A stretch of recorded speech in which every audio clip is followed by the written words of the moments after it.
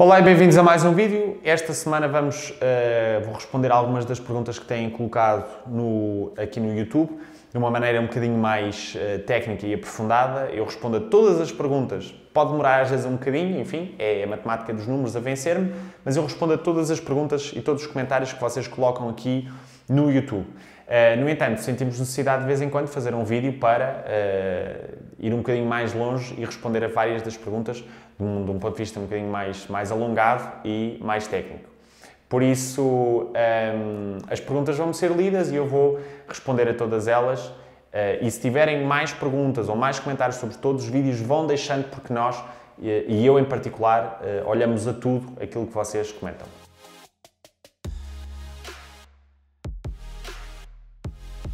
Para quando um vídeo sobre a bolha imobiliária que estamos a passar neste primeiro semestre e perspectiva para os próximos 3 semestres? Na última semana eu acabei por responder a esta pergunta do mercado quente, um bocadinho, não dei todos os dados naturalmente que há. Este tipo de análise de mercados é uma coisa que deixamos mais exclusiva para os nossos relatórios de análise, em que tenho falado subejamente sobre isso e sobre o meu fundo imobiliário e como estamos a identificar os mercados e a operar nesses mercados. No entanto, é verdade que houve um crescimento do imobiliário mesmo durante os confinamentos, mesmo em 2020, no primeiro trimestre de 2021 também se espera que o ritmo seja esse. O mercado vai mudar, é tudo o que eu posso dizer, pelo menos estou convicto que o mercado vai mudar, acho que vai mudar muito. O vídeo da última semana já tocou em alguns pontos fulcrais sobre este tema, portanto vejam o vídeo da última semana. Se tiverem questões mais profundas que não estejam nos relatórios, naturalmente eu não posso aqui no YouTube dizer aquilo que escrevo nos relatórios, senão não haveria relatórios, coloquem abaixo porque eu de certa maneira vou responder a tudo e eventualmente também ter aqui dicas para gravar um vídeo mais sobre isso. Não teríamos que deduzir da matéria coletável a prestação? Se sim, isso reduziria o imposto certo? Eu suponho que isso seja uma pergunta no vídeo de análise financeira, portanto, onde eu falava da prestação em termos de análise financeira, e a pergunta é se não deveríamos deduzir o valor da prestação, onde? Não teríamos que deduzir da matéria coletável a prestação? Não, porque a prestação divide-se em dois vetores. O primeiro é juro, o outro é capital. O juro, sim, é dedutível na matéria coletável se estivermos a falar numa sociedade de investimento. Se estivermos a falar a título individual, não é, a não ser que estejamos na categoria B e naquilo que eu e o Dr. Marco Libório tratamos por B2, portanto a B1 e a B2. Vejam os nossos vídeos, aparecerá aqui nos sugeridos, se não entenderem bem a diferença entre B1 e B2, mas aí só o juro é que é dedutível. Embora esta questão da categoria B é um bocadinho dúbia e um bocadinho confusa e, portanto, normalmente eu separo em categoria individual, normalmente categoria F, e sociedade. Em sociedade, nós deduzimos da matéria coletável, e de resto, matéria coletável é um termo que se aplica só às sociedades, a matéria coletável ou da matéria coletável, vamos apenas deduzir o juro da prestação e não a prestação toda. Gostaria de perguntar o que pensas sobre investimentos em zonas balneares, nomeadamente praias, sem contar, claro, com o Algarve, que neste momento está muito inflacionado. Pelos vídeos que assisti, reparei que uma boa parte do teu investimento são vocacionados para arrendamentos a estudantes e profissionais deslocados. No entanto, não referiste o que pensas sobre investimento em zona de praia para aluguer de férias ou mesmo anuais. De facto, o grosso dos meus investimentos passou sempre por outras coisas que não investimentos de curta duração, ou de arrendamentos de curta duração, que no fundo são aluguéis, e em zonas balneares, para esse efeito, eu nunca investi e, portanto, não me acho competente para emitir uma opinião séria sobre se acho que é bom ou mau, porque nunca investi, não tenho intenções neste momento de fazer esse tipo de investimentos e, portanto, certamente aquilo que poderá acontecer é eu trazer alguém mais expert um dia ao nosso podcast para falar um bocadinho sobre isso, mas que eu conheço também, não tenho amigos neste momento que me esteja a lembrar que façam esse tipo de investimentos de forma sobeja e, portanto, a verdade dos factos é que não tenho grande opinião para emitir, porque não tenho experiência sobre isso e não venho aqui falar daquilo que nunca fiz. No vídeo Contrato de Arrendamento com Opção de Compra, há um comentário que pergunta: qual a melhor maneira de fazer este tipo de contrato? Pergunto isto porque, na ótica de promover a legalidade do mesmo, lugar apropriado para o efeito. A melhor forma de vocês fazerem qualquer tipo de contrato de arrendamento é recorrer a um jurista. O livro do Dr. Sérgio Vaz domina a lei imobiliária, tem bases e tem minutas incluídas, mas a verdade é que cada caso é um caso e, portanto, eu acho que vocês devem pegar numa minuta e devem consultar um jurista. Ao consultar um jurista, se ele fizer tudo de acordo com a lei, estarão automaticamente a seguir a lei. Penso que a última parte da pergunta, Melanie, foi... A última parte da pergunta, portanto, pergunto isto na ótica de promover a legalidade do mesmo, ou seja, o lugar apropriado para o efeito.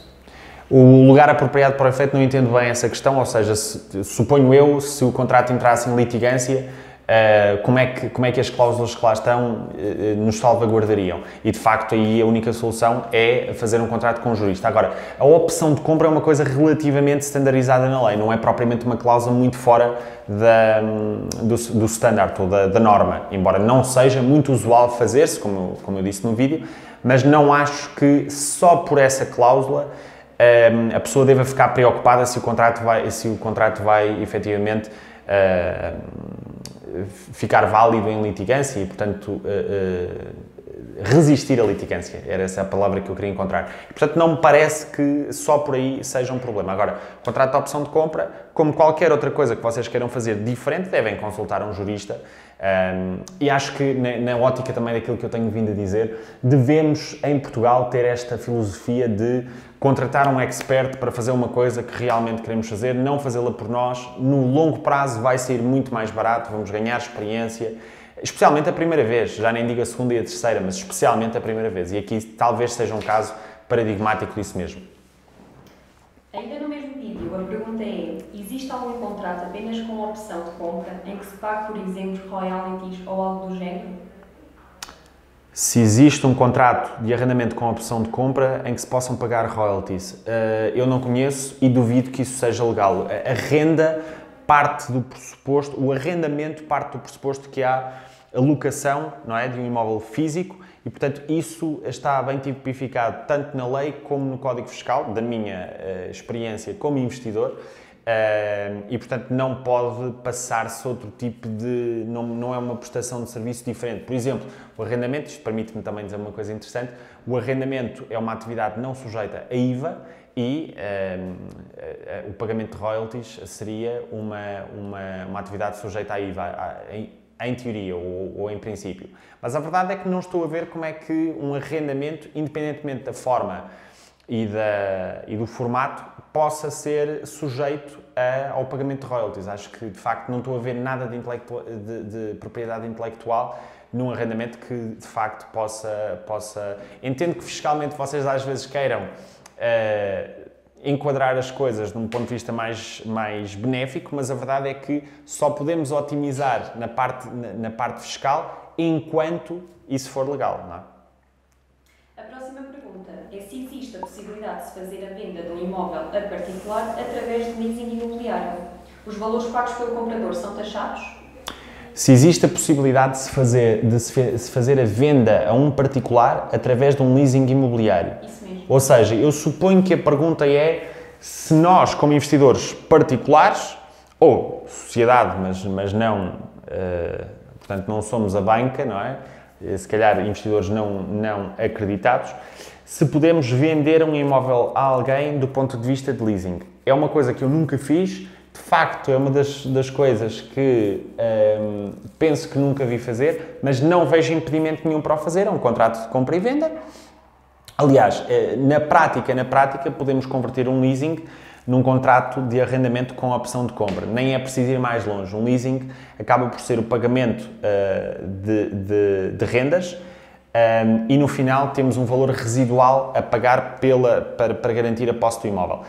Portanto, na prática, um leasing é convertido num contrato de arrendamento com opção de compra, na qual a opção de compra a ser executada tem em conta a dedução ou de todas as rendas, ou de uma parte das rendas, ou aquilo que for, e, portanto, parece-me ser perfeitamente pacífico. Nesse sentido, porque a pessoa que fez a pergunta perguntava também se os valores eram taxados, não é, Melanie? Sim, exatamente. E se fizerem por esta modalidade, eu não estou a ver, possivelmente até haverá uma forma jurídica para efetivamente converter num leasing, não sei, mas se fizerem por esta forma, que é muito mais fácil, muito mais simples, A verdade é que serão sempre taxados nas rendas que recebem até à compra e venda do imóvel, naturalmente. Como de resto, uma renda perfeitamente normal. Ok, então agora se calhar passamos para o vídeo das 4 dicas durante o arrendamento em inquilinos. Okay. O Diogo pergunta, que está agora, aliás, diz que está agora a aprimorar a educação necessária para entrar no ramo dos imóveis e por isso acabou de comprar o seu livro. Será que conseguir receber um autógrafo? Boa decisão de comprar o meu livro. Não sei se o livro já foi expedido, é necessário falar com a Bárbara, se já foi expedido e se não me foi posto para assinar, no lote dos livros que ela me pôs aqui para assinar, já não é possível. Mas normalmente isto é uma das coisas que podem fazer, se por acaso quiserem um autógrafo, basta pedirem nas notas da encomenda. A pessoa responsável pelo processamento das encomendas dos livros normalmente deixa-me livros na secretária para eu autografar todas as semanas e, portanto, é uma coisa que podem fazer. E às vezes, eventualmente, pode escapar ou eu não vir à empresa nessa semana, ainda para mais com as restrições do Covid, mas normalmente é uma coisa que corre bem.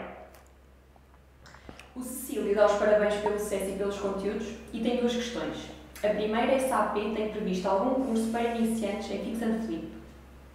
Não, nós é uma área, embora eu já tenha feito vários Fix and Flips, é uma área onde eu tenho menos experiência do que Buy and Hold.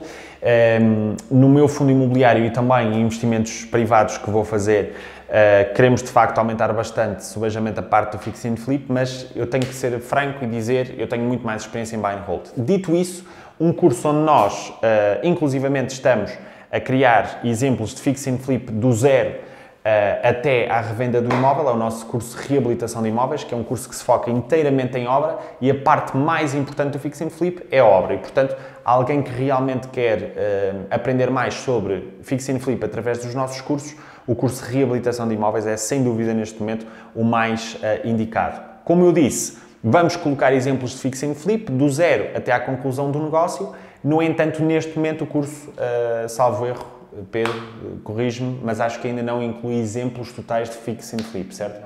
Certo. Portanto, ainda não inclui, mas esse curso já agora tem atualização vitalícia e quando nós dizemos vitalícia é enquanto o domínio aeroplus.pt estiver em vigor e simultaneamente a empresa estiver aberta, que esperamos que seja durante muitos e muitos anos, naturalmente, mas esse curso tem atualizações vitalícias e, portanto, vai incluir vários exemplos de Fix and Flip ao longo do tempo que vamos fazer. E é sem dúvida o curso mais apropriado para alguém que queira fazer Fix and Flip. Nós temos um artigo muito bom no nosso blog sobre identificar os melhores mercados. É um artigo, aliás, tive que escrever um artigo para o blog sobre isso porque imensa gente faz essa pergunta recorrentemente. Os melhores indicadores, das duas uma, ou nós pagamos por dados, o que em termos pessoais não compensa, portanto se for só o Cecílio, não é? É Cecílio. Se for só o Cecílio, efetivamente, a comprar, não vai compensar, vai ser muito caro, por isso é que este modelo, por exemplo, da Aeroplus, onde nós temos dados pagos e que nos permitem entender melhor o mercado, funciona, porque temos muitos subscritores, muitos clientes, nós compramos os dados e difundimos pelos clientes, no fundo, a informação já analisada. Essa é uma opção que pode ser cara. A segunda opção sai cara em termos de tempo, não em termos de dinheiro, é falar com o máximo de investidores e de agentes imobiliários, é uma coisa que eu estou todos os vídeos a dizer isso praticamente. Se querem conhecer os mercados por vocês, podem falar com os agentes imobiliários, podem falar com os investidores que lá estão, com inquilinos, com potenciais compradores, apalpem o terreno na prática. Claro que isso pressupõe algum tempo, nem toda a gente tem o tempo disponível para ir para a rua, para o terreno, aprender sobre o mercado imobiliário na prática, no terreno, não é? E, portanto, têm que optar por uma das duas. Estas seriam, genericamente falando, os dois caminhos que vocês podem seguir, ou que o Cecílio pode seguir em particular. O João partilha da opinião de que esta pandemia fez com que os estudantes prefiram uma fração ao invés de um quarto. E questiona agora se tem a mesma ideia do que ele ou não. Sim, mas já tinha essa ideia antes da pandemia. Nos mercados onde eu opero, normalmente um T0 é muito mais valorizado do que um quarto e eu próprio, como aliás eu já disse isso no Facebook, se eu fosse estudante há alguns anos, hoje, em comparação com alguns anos atrás, quando eu fui estudante, há 12 ou 13 anos, não sei, ou há 15, na altura eu durante algum tempo vivi numa casa em que partilhei essa casa com alguns colegas de casa e estávamos todos a estudar no mesmo curso. Nos últimos 2 anos da minha vida académica, vivi sozinho e hoje em dia, se eu fosse estudante, claramente preferia pagar um pouco mais por ficar num T0 ou num T1 do que partilhar um quarto. Mas isso é a minha opinião pessoal, também é aquilo que eu noto no mercado onde eu opero. Não sei se é uma coisa generalizável, mas acho que a pandemia talvez venha, aliás, veio reforçar isso seguramente. Não sei se ao ponto de converter mercados em que as pessoas ainda preferiam partilhar casa, agora já preferem T0s ou T1s, mas no geral eu já notava isso, na verdade. No vídeo do montar o portfólio dos REITs, o Diogo questiona que relativamente aos REITs, e tendo em conta que estamos numa altura de fazer o preenchimento da declaração do IRS, em que anexo é que isto deve ser declarado? Salvo erro na categoria G de mais-valias, mas sugiro que vejam com o vosso contabilista. No caso da XTB, podem também pedir algum aconselhamento a esse nível, algum apoio a esse nível, assim é que é, mas salvo erro seria na categoria G. O Pedro gostaria de saber a sua opinião acerca de investir em terrenos. Se fizesse um vídeo sobre este assunto, ficava bastante agradecido. Pedro, eu tenho investido em terrenos a título pessoal, mas não tanto na ótica de rentabilidade. É algo, por quanto, sobre o qual eu não tenho assim tanta experiência quanto isso, embora vá considerar agora para o planeamento falar um bocadinho das vantagens e desvantagens que eu encontro e que eu encontrei nos últimos tempos ao investir em terrenos. Não é uma área onde eu seja tão experiente naquelas em que normalmente falo e normalmente eu gosto de falar daquilo em que tenho muita experiência e que testei coisas que realmente funcionaram para mim para poder explicar aos outros.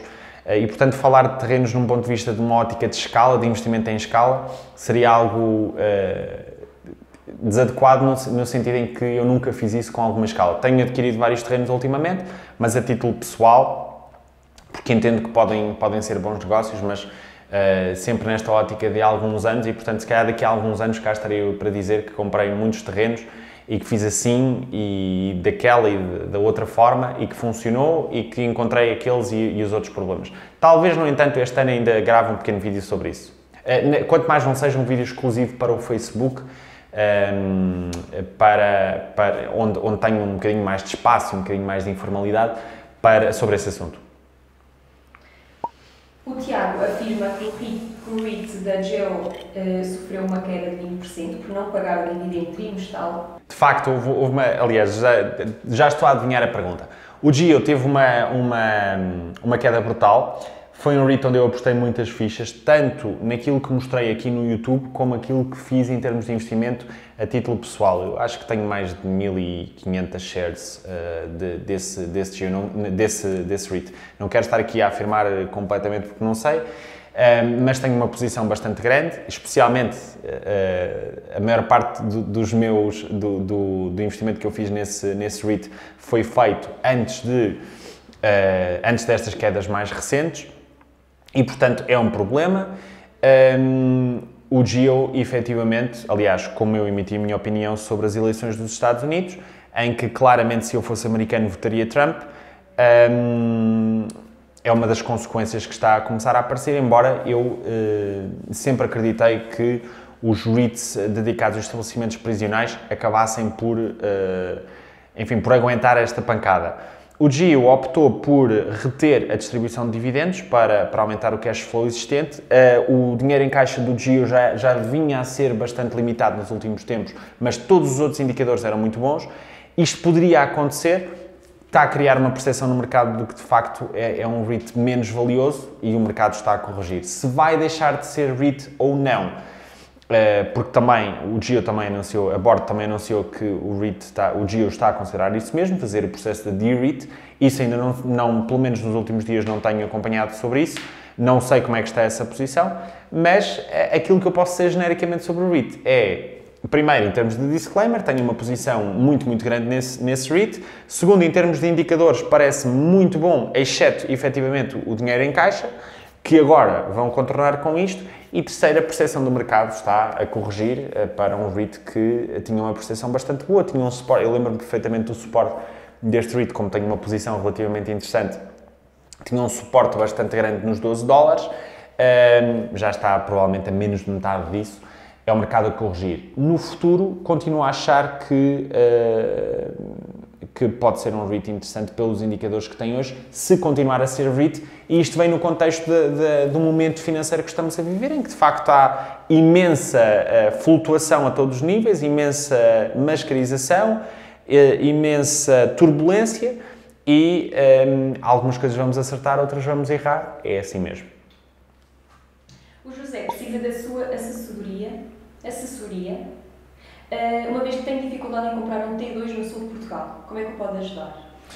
Para marcarem uma hora de consultoria comigo, na prática são 50 minutos, enviem um e-mail para geral@europlus.pt e a minha equipa certamente vai ajudar em termos de disponibilidade que eu tenho. Também é preciso que a tenha, ultimamente não tenho tido, mas se quiserem ter consultoria comigo, basta contactarem-nos para geral ou ligar para a empresa, o número também o Pedro vai colocar aqui.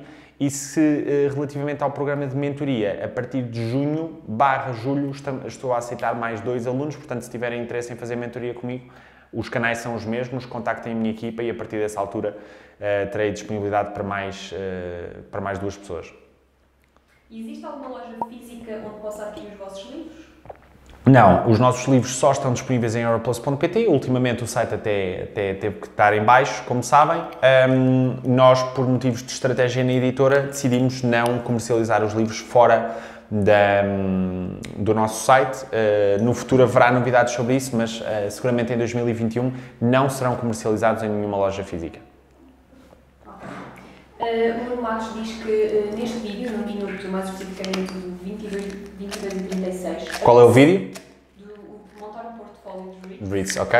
Aconselho a pedir um formulário à XTB para redução de taxa de retenção de 30% para 15%. No entanto, a resposta que obtive relativamente ao pedido de formulário foi: no contexto atual da XTB, a tributação é feita de forma automática e transversal para todos os clientes, pelo que não nos é possível, para já, alterar as taxas de retenção. Eu não me questiona, conhece alguém que tenha conseguido este formulário? Não, portanto, efetivamente a XTB está um bocadinho atrás nesta matéria, já há muito tempo que eu me tenho vindo a bater sobre a existência do formulário 8BAN para este efeito. A XTB já desencadeou o processo, suponho eu que seja um processo relativamente complexo para uma corretora já no mercado há muitos anos e com uma estrutura bastante bem definida, mas sempre que eu falo com alguém da XTB, eu não digo sempre, que falo com o Gonçalo ou com alguém da XTB, mas já transmiti esta minha preocupação várias vezes. Eu próprio estou a ser taxado em demasia e a verdade é que eu posso fazer a minha parte, que é alertar como analista externo para este fato, mas não posso mudá-lo. E de facto, hoje ainda é bastante possível que a XTB ainda não tenha esta questão a funcionar, senão eu já teria sido informado e já teria também divulgado. Aquilo que eu poderei fazer é, assim que eu saiba que efetivamente isto está em funcionamento, eu alerto aqui no canal.